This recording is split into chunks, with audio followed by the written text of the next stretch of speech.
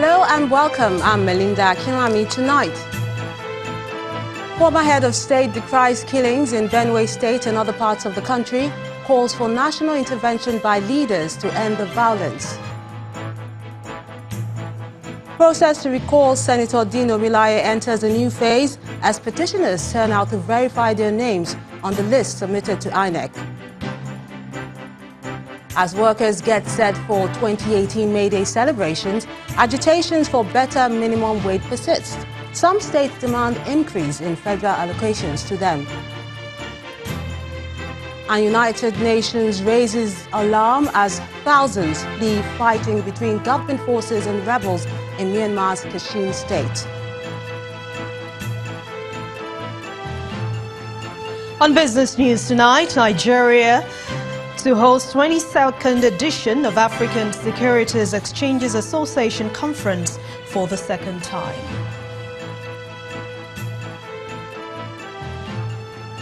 And on sports news tonight, Rafael Nadal becomes the fourth player in ATP World Tour history since 1973 to record 400 clay court match wins after reaching the Barcelona Open final.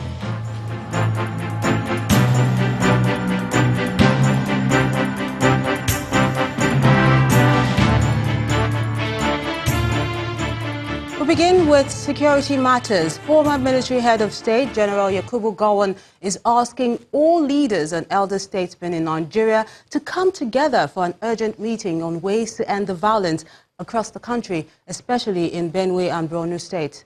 General Gowon says his heart bleeds at the rate at which innocent lives are lost daily. The former head of state was speaking in Owerri, the Imo State capital, when he visited Governor Rochas Okorocha ahead of the Nigeria Praise Group rally in the southeast. On his part, Governor Okorocha says Nigerians must take the issue of violence in Benue and other parts of the country as a national problem. Without peace, certainly wouldn't be able to go any further. And this is what has really been retarding Nigeria, of recent, all these problems that we've been having. Let us continue to pray, but let us also play our own part to ensure that, yes, we are also suing for peace and doing whatever we can to achieve the peace. Your role is also important. Fulani Herdsmen, is it all these murders and all this man's inhumanity to man that is taking place in Nigeria? I can assure you my heart bleeds, just as your heart bleeds, about these things. Nigeria needs peace. Peace so that all of us can be able to work together in the interest of one another and in the interest, of our country. And this is why, our prayer is, to sue for peace. Yes, you may say, what does prayer, what is it that prayer does? Your prayer, you can never tell.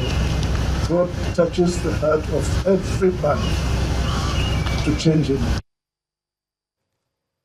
Still on security matters in Benue State, the Nigerian Army has paraded 3 suspected militia herdsmen arrested by the 707 Special Forces from one of their camps located close to Tomata village in Guma local government area.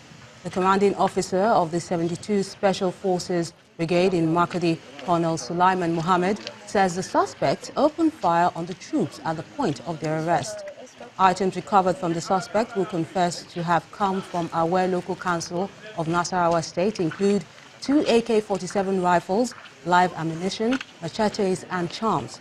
The commanding officer also confirmed the arrest of one Aliu Tashaku for his alleged involvement in the attacks on Benue communities.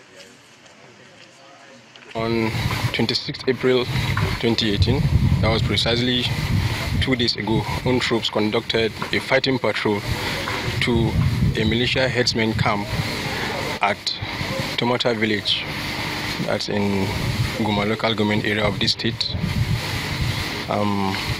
This was based on an intelligence report that these guys were planning yet another attack to they were planning yet another attack on the communities around that general area. When troops went there, they fired at own troops, but troops were able to successfully repel the attack, and in that process, they captured these guys that you just saw there, along with their AK-47 rifles and a number of ammunition. From security matters, let's talk politics now. The process to recall the lawmaker representing Kogi West in the Senate, Dino Milaye, entered a new phase today as the Independent National Electoral Commission, INEC, began the verification of the petitioners' signatures. While many of them were seen at the designated polling units monitored by our correspondents, it was gathered that in some parts of Kogi West Senatorial District, there was a low turnout. However, some INEC officials who conducted the exercise told Channels Television that the names of many of those who turned out could not be found on the register. In 2017, thousands of Kogi constituents signed a petition to begin the recall process, which was initially stalled by a court order. Myself and other head of security agencies, we've gone around Logoja Township and we extend our visit to Koto. The whole area is calm and the security arrangement is perfect on ground. From the look of things, I think the exercise is going on smoothly. Before the commencement of the exercise, we issue a press release. We are on radio and television, and we talk to good people of Kogi State that this exercise is not a do-or-die affair. They should come out and do their verification exercise in a rancor of peace, not necessarily causing any confusion or uprising in the society.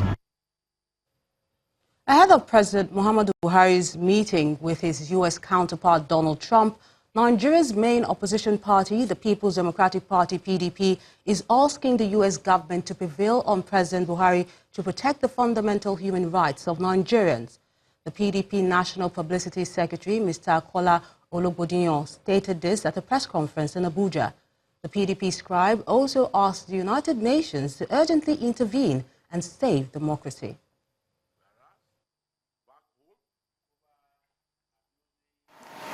We all are witnesses to how security architecture of the National Assembly was compromised by agents of the state to allow a wanton gang of men to invade the hallowed chambers of the Senate in broad daylight to harass and threaten senators, disrupting proceedings and cutting away the mace. We therefore urge President Donald Trump to stand up for democracy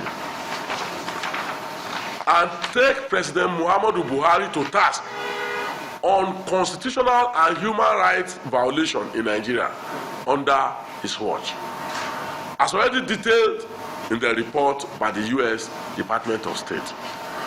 We also urge the international organizations, particularly the United Nations, the International Criminal Court, to take note of the horrendous situation in our country and spare no energy in intervening to stem this ugly trend.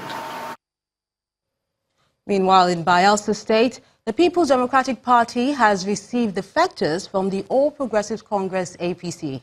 The Bayelsa State Governor, Siraki Dixon, who received them, says the PDP is the only party capable of winning any election in the state. Governor Dixon congratulated them on the move, adding that the state needs as many supporters as possible. PDP Secretariat in Yenagoa, the Bayelsa state capital, in a celebratory mood as the party welcomes APC members who have just defected to the party. On hand to receive the decampees are the state governor, Siraki Dixon, as well as top party and government functionaries in the state. In his welcome address, Governor Dixon describes the return of the APC defectors as a welcome development. We are in politics to serve and to build. And so I welcome you all. As I said, on the first day we received those of you who showed up. We want all of you on board. This assurance is reiterated by some top party and government functionaries who speak on the benefits of joining the party. The political desks have been working assiduously and getting in touch to ensure that other smaller parties that do not have potential to win elections in this state are closed down. We nurtured PDP. We baptized PDP here in the state. And we universally universed it to where it is now. Some of the DCAMP say they're happy to be back in the PDP field. We went very far and we retraced our steps. I am here standing as the mother of Ogbia, and therefore if I, the mother of Ogbia, I am decamped and I'm now in PDP, that means that all the children are here and they are all decamped to PDP. High point of the event is the dumping of the APC insignia. The call for a new minimum wage for Nigerian workers may not go down well with some states unless the federal government increases their monthly allocations from the Federation account. And this is the position of some north-central states as the new Minimum Wage Review Committee had its second public hearing in Lokoja, the Kogi state capital, this weekend. However, labor unions insist that a new minimum wage is feasible if the states cut down on their excesses. You all to Kogi State, and I pray that this is the second public hearing organized by the North Central section of the new Minimum Wage Committee, holding in Lokoja, the Kogi state capital. It's a tripartite committee comprising labor leaders, the organized private sector, as well as representatives of the federal government. Let me welcome especially to Kogi State. In his presentation, the Deputy Governor of Kogi State gave the assurances of the state government to implement whatever resolution is reached by the committee at the end of the whole exercise. Kogi State government will always support the efforts of the federal government at alleviating and ameliorating the deplorable conditions of service of workers to enhance salary packages. Representatives of several workers' unions also made their presentations, calling for an upward review of the existing 18,000 naira minimum wage. The pensioners in the North Central are asking for a minimum pension of 40,000. Current minimum wage of 18,000. Officials of some of the states present are, however, doubtful that an upward review of wages is possible without a corresponding increase in allocations from the Federation account. It is glaring that unless there is a corresponding increase in the internally generated revenue of the state as well as an increase in the Federation allocation, the state and its local governments may not be in a position to effectively handle the new minimum wage as it is being contemplated.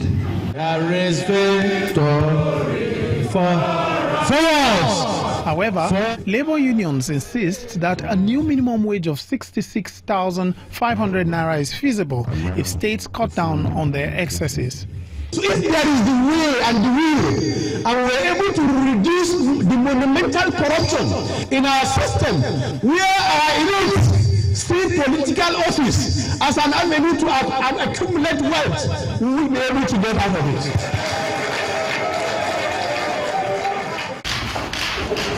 The National Minimum Wage Review Committee was set up by the federal government last year after a series of protests by workers on the urgent need for the federal government to review its 18,000 naira minimum wage. In part two, after the break, more on the agitation for increased minimum wage. And we have the head legislative liaison, Nigerian Labour Congress, Mr. Uche Ekwe. Plus, DSS operatives rescue 10-month-old baby from kidnappers' den after trailing the suspects to Cross River State. Please stay with us.